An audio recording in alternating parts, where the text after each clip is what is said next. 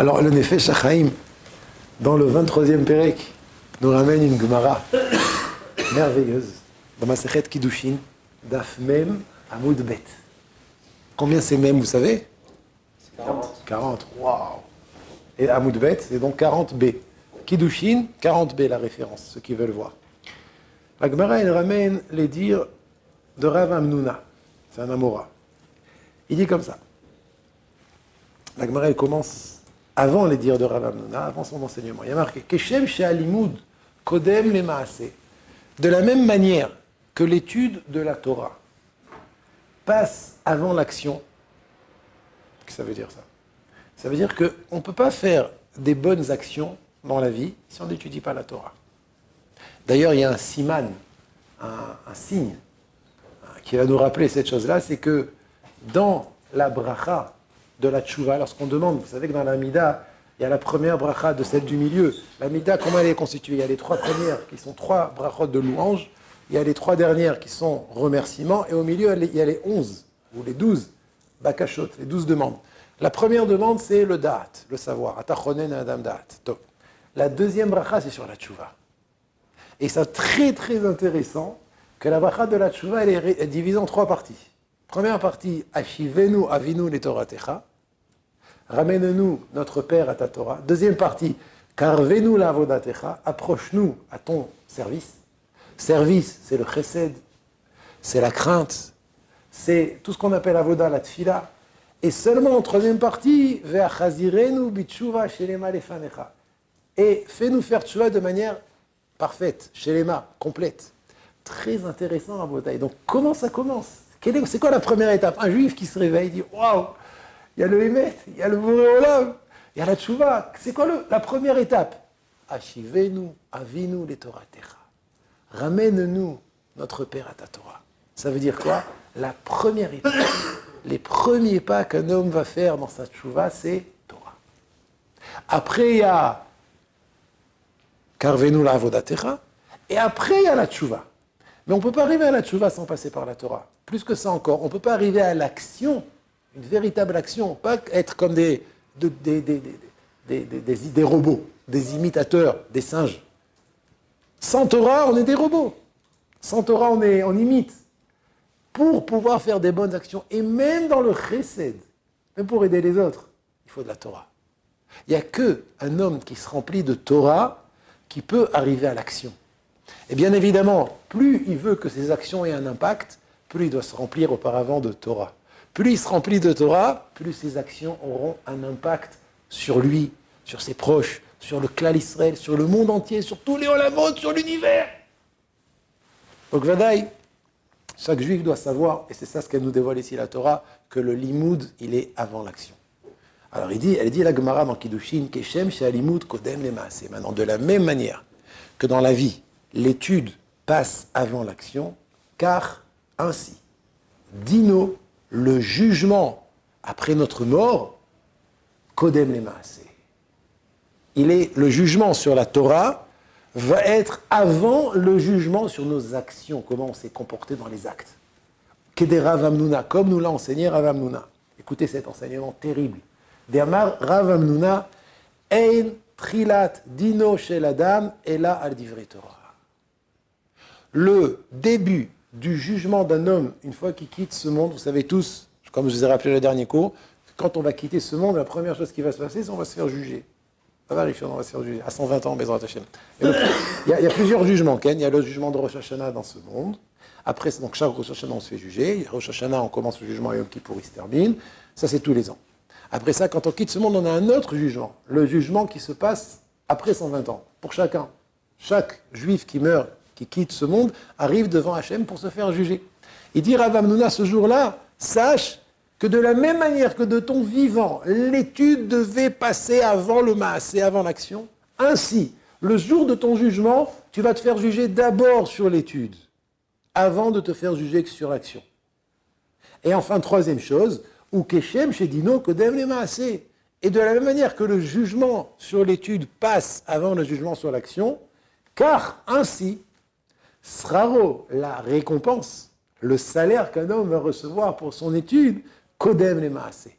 Il recevra le salaire sur l'étude de la Torah avant de recevoir le salaire sur l'action. Ça veut dire, on voit ici quelque chose de très important, c'est que l'étude, c'est ce qui prime. Dans ce monde, c'est ce qui prime le jour du jugement, et c'est même ce qui va primer le jour de la récompense, le jour du salaire. Guil, je te vois froncer des sourcils, qu'est-ce qui te dérange? Comment on peut dire que l'étude passe avant l'action alors que la Torah a été donnée pour l'action? Magnifique, magnifique. Je répète la question de Guil. Heureusement que j'ai Sassi. Vous connaissez Sassi? Sassi, c'est lui qui me fait des signes, vous ne le voyez jamais. Hein. Il me fait des signes extraordinaires.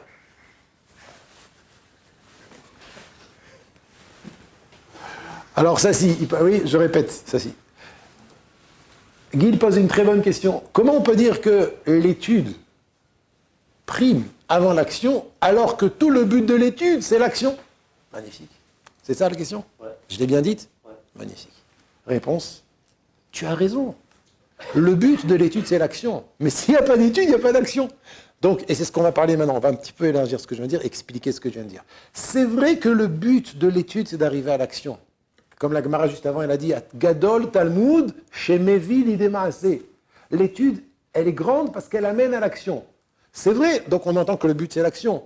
Mais sauf, et c'est très fort ce qu'il vient de dire, et je vais expliquer ce qu'il vient de dire, je vais l'élargir, je vais approfondir. Mais je réponds à ta question, Guil. Justement, c'est vrai que le but, c'est l'action, mais vu que sans étude, quand un homme il n'est pas plongé dans l'étude de la Torah, ses actions ne sont pas des bonnes actions, c'est des actions chitzoniotes, c'est juste une apparence, une action apparente, c'est pas une action béhémeth, il recevra un salaire. Il recevra un salaire, même s'il fait des actions sans étude. Mais on ne peut pas comparer un Talmid Racham qui fait une action à un homme qui n'a pas de Torah qui fait une action. Un homme juif qui vient de la Torah faire une action, son action, comme j'ai dit tout à l'heure, elle a un impact sur tout l'univers beaucoup plus fort qu'un homme juif qui fait une action sans Torah, bien que lui aussi recevra un salaire. Donc je réponds à ta question. Finalement, puisque c'est l'étude qui permet de faire des actions, c'est pour ça qu'on est jugé d'abord sur l'étude. Je croyais que tu allais poser une autre question. J'écoute. Eliaou. Ok, mais ça change quoi alors dans le jugement? Que la Torah, ça passe avant les maasés, ou même imaginons c'était les maasés après la Torah, j'avais pas compris. Sauf, on se fait juger sur tout. Ouais. C'est très bonne question, très bonne question. La réponse, elle est que on veut te faire comprendre ici l'importance de l'étude. Ça veut dire, la première chose sur laquelle on va être jugé, c'est l'étude de la Torah. Mais les nafkamina, ça change quoi dans le jugement? Je ne suis pas encore arrivé là-bas pour te le dire. Peut-être que ça change quelque chose. Ah, Baruch Hashem. Peut-être que c'est une excellente question ce qu'il pose. Pourquoi je dis que c'est une excellente question? Parce que je me suis posé la même question. C'est une très bonne question. Sauf on va se faire juger sur tout, alors que ce soit en premier ou en deuxième. Azem Chané, qu'est-ce que ça change? Très bonne question. Sarir et Youn, il faudra réfléchir à donner une réponse. Je t'ai déjà donné une réponse. C'est juste pour nous montrer ici l'importance de l'étude de la Torah. Rabbi Nissim Halevi. Oui, comment ça se fait que les sujets de l'étude, ce soit des choses qui ne donnent pas l'action? Dans les chivas, ce qu'on étudie le plus, c'est la Gemara. C'est pas des choses qui sont reliées à... Oh là là là là, mais quelle bonne question, Rabotai. Je répète la question de Nissim aujourd'hui, ça si tu n'as pas besoin de me le dire. Comment ça se fait? Écoutez bien, et là on va arriver à un yesod tellement important. Je peux répéter ta question? Parce qu'on dit que le but de l'étude, c'est d'arriver à une profondeur dans l'action. Ah mais j'ai compris ta question, c'est pas la peine de répéter, j'ai compris. Non, je la répète pour moi parce que... Ah, tu la répètes pour toi, et tu sais que j'apprécie beaucoup tes questions. Donc dès que tu as fini la phrase, j'ai compris. Ah, c'est pour ça, maintenant je comprends. Alors, Abota, écoutez la puissance de la question de Nissim. Nissim lui pose la question suivante. Puisqu'on voit, et c'est ce que Guilhem a renforcé déjà par sa question, puisqu'on voit que le but de l'étude, c'est l'action, Gadol, Talmud, Shemevili Demasé, alors comment ça se fait que dans les yeshivot, akdoshot, dans les saintes yeshivot, on étudie des masertot qui n'ont pas toujours un rapport avec les actions quotidiennes. Baba Kama, vous avez la chance d'étudier Psachim, mais en plus Psachim c'est que un petit 4 mètres, c'est qu'un jour dans l'année. On devrait étudier Brachot, on devrait étudier Shabbat, puisque, je répète le terme qu'il a dit, puisque l'étude donne de la profondeur dans les actions. T'as vu comme j'ai compris ta question? C'est beau, hein? Alors écoute bien la réponse.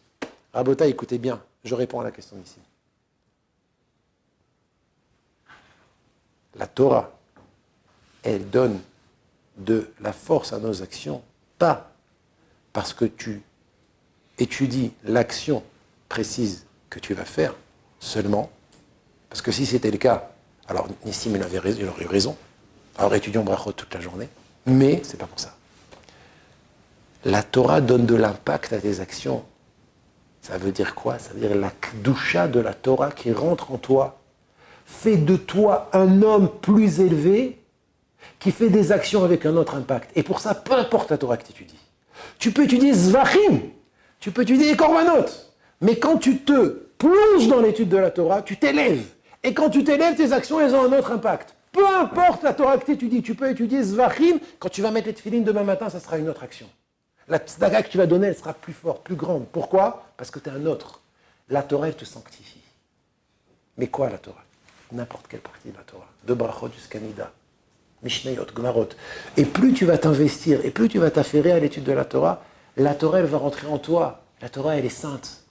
Au début du Nefesh HaChaim, on a expliqué que la Torah, c'est Hachem. Hachem, il va rentrer en toi. C'est comme si Hachem, il faisait une action. Donc, peu importe quelle Torah tu étudies, c'est pas la peine qu'il y ait un kécher, un lien entre la Masechet étudiée et les actions que tu vas faire.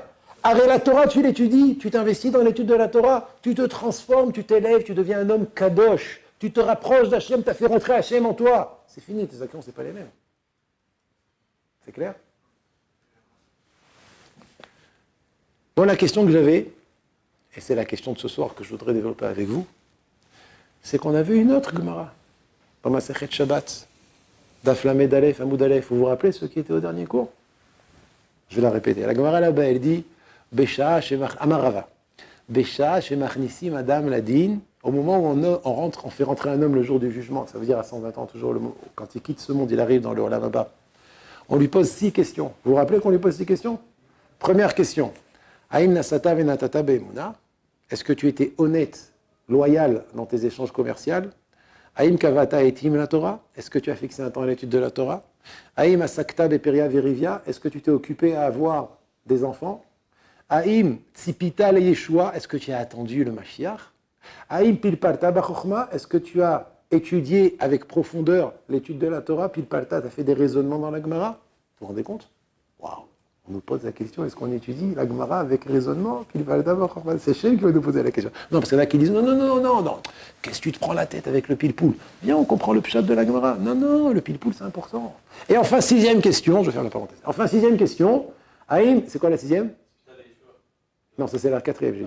C'est quoi la 6e? Aïm evanta davar mitor davar. Est-ce que tu as compris une chose grâce à une autre chose? Ça veut dire, est-ce que tu t'es servi de ce que tu as appris pour comprendre d'autres choses? C'est encore un niveau plus élevé, ce qu'on appelle la bina. La pilparta bachokma, c'est chokma. Et bina, et aïm evanta davar mitor davar, c'est la bina, c'est la 6e question. Intéressant qu'on ne nous pose pas la question sur le da'at. Il y a chokma, bina, il n'y a pas da'at. Intéressant. En tout cas, voilà les 6 questions. Et la Gemara, elle continue, elle dit, va filu achi. Aïe, vous entendez?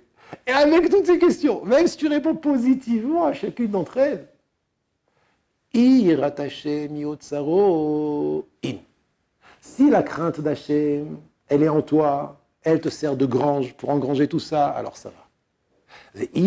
Mais si chas de shalom, il n'y a pas d'Irat Shamaim, tu as répondu oui. Il y a d'Irat Hachem? Non. Alors l'eau, ça vaut rien. Sans Yirat Hachem, ça vaut rien. Et je vous rappelle ce qu'on avait dit la dernière fois, la Yirat Hachem, comment on l'acquiert. La Yirat Hachem, c'est pas un coup de baguette magique. La Yirat Hachem, c'est en étudiant le moussar tous les jours. Au moins 5-10 minutes de moussar par jour. Il n'y a que comme ça qu'on arrive à avoir la Yirat Hachem. En tout cas, quelle est ma question? Je n'ai pas dit que c'était quoi ma question. Maintenant, je vais la dire, ma question. C'est quoi la question que j'ai posée à Rabotai? Moi, j'ai un problème avec ça, c'est que une personne qui fait tout ça, ouais. Finalement, elle a magnifique. Excellente question. Excellente question, Rabbi Guin. Je te réponds. Bien que si quelqu'un ait fait tout ça, il a une grande chance d'avoir de la Yirat Shamaim, malgré tout, il doit s'occuper de manière concrète à créer un Otsar de Yirat Shamaim. C'est-à-dire, il doit étudier du Moussar, ne pas se reposer sur son étude de la Torah, sur son Massa ou Matan de manière honnête, sur le mariage, sur Tzipita Leishua, ça suffit pas. C'est vrai que ça aide, toutes ces choses-là, elles vont aider à la Yirat Shamayim. Mais à côté de ça, tu dois t'inquiéter, t'investir pour construire un haut tsar de Yirat Shamayim en étudiant du Moussar. Ne te repose pas sur tes lauriers. C'est pas parce que tu étudies la Torah, c'est pas parce que tu mets pas le Pel Bachokma, c'est pas parce que tu mets Vin Davar Mitor Davar, c'est pas parce que tu mets Tzapel Yoshua que de manière automatique tu vas avoir la Yirat Shamayim. Tu dois étudier du Moussar pour créer un tsar de Yirat Shamayim. Et après, ces 6 choses-là, elles vont agrandir, renforcer, amplifier la Yirat Shamayim. Avant tout, tu dois construire la Yirat Shamayim. Ça veut dire, en même temps, tu dois t'inquiéter d'étudier du Moussar pour avoir un tsar de Yirat Shamayim. Mais la question était très jolie. Moi, j'ai une question, Rabotai. C'est quoi la question que j'ai posée? Eliaou. Ben oui, heureusement que tu es là. Magnifique. Attends, elles se contredisent, ces deux Gmarotes. Ah, j'ai commencé une Gemara dans Kiddushin, même à Moudbet. Qu'est-ce qu'il dit Rav Hamnouna? En trilat dino shel adam et la divrei Torah, que la première chose sur laquelle on va juger un homme après la mort, c'est la Torah. Et la Gemara dans Shabbat, elle dit quoi? Quand on lui pose 6 questions, la première question, c'est est-ce que tu étais honnête dans tes échanges commerciaux? Après seulement on pose la question, Aïn kavata etim la Torah? C'est une contradiction. C'est une contradiction, Rabotai. C'est ça la question. C'est ça la question. Alors, on a 2 doigts qui se lèvent. Le premier doigt qui s'est levé, c'est Nissim. J'écoute. Non, Besha'a, le lachon de Rava. Besha'a, Shemach Nissim Adam Ladin, Shoalimoto. Lorsqu'on rentre un homme, une Neshama, quand elle quitte ce monde au tribunal, la première question qu'on lui pose, c'est Aïm Nasata Venatata Be'emuna. Est-ce que. Et là, on commence sur ce qu'il a fait. Donc, qu'est-ce que tu veux dire?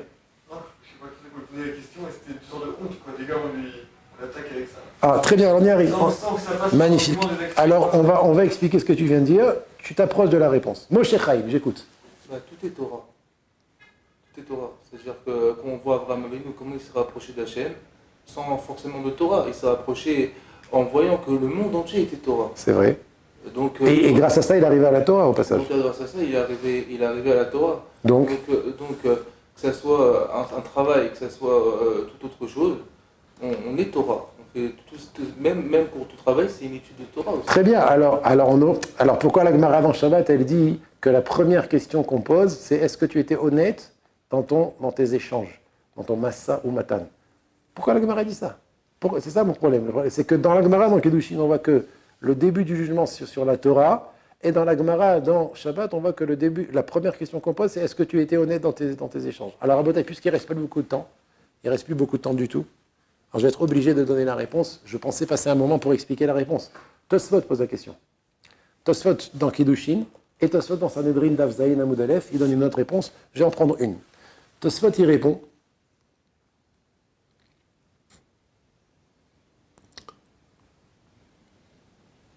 Alors la Gemara a dit dans Kiddushin qu'un homme va se faire juger en trilat dino shel adam elal divrei Torah shoel Tosfot ve'ad amar beperek bamem adlikin. Et pourtant on a enseigné dans bamem adlikin que shemach nissim adam ladin. La Gemara que j'ai ramenée dans Shabbat.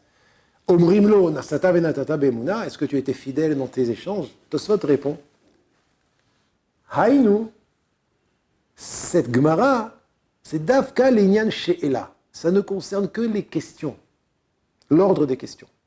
Chez Shoalin lo al masa ou matan. On commence par lui poser la question, est-ce que tu étais honnête dans tes échanges? Aval mikol makom nifraim mimeno trila. Mais concernant la punition, on commence par le punir al shelo kava etim la Torah, sur l'étude de la Torah. Enchanté. Il faut comprendre ce qu'il dit Tosfot. Tosfot il dit qu'il y a, et je vais vous l'expliquer, Bezrat Hashem. Tosfot il dit qu'il n'y a pas de contradiction. La Gemara en Shabbat, elle parle des questions qu'on pose à la Neshama. Et la Gemara dans Kiddushin qui dit que le trilat din, c'est sur le Limud Torah, c'est la punition. Qu'est-ce que ça veut dire? Comme il a dit Gil tout à l'heure, le Ikar c'est le Maasé.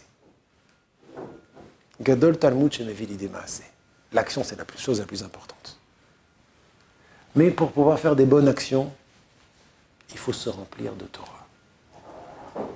Si on ne se remplit pas de Torah, alors nos actions, elles sont artificielles. On n'est pas des robots. On a été envoyé dans ce monde pour faire des actions. On a été envoyé dans ce monde pour le chesed, comme Avraham Avinu. Mais il faut que la Torah précède cela. Donc ce que veut dire Tosfot, c'est la chose suivante. C'est que la première question qu'on pose, comme il y a marqué dans Shabbat, c'est pourquoi tu es envoyé dans ce monde? Pour des actions. Donc la première question, c'est quoi? Comment tu étais dans tes actions? Comment tu étais dans ton commerce? Mais la punition, c'est d'abord sur d'Ivrei Torah. Pourquoi?